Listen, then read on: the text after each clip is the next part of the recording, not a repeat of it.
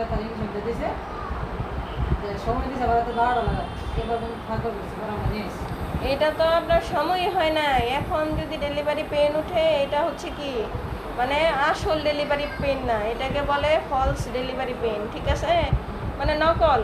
এটা অন্য অন্য বিভিন্ন কারণে আসতে পারে। এটা আপনাকে কি ব্যথার ওষুধ দিলেই কমে যাবে, বা অন্য কোনো সমস্যা আছে কিনা, কী কারণে ব্যথার উঠলো এটা দেখবে, দেখে ব্যথাটা কমাবে।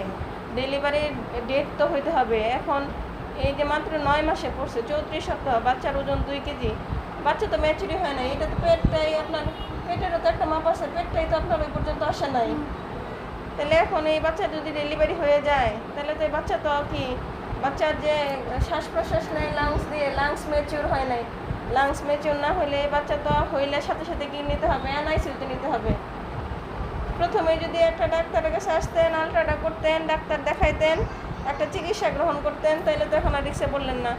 এখন দেখেন কি করবেন।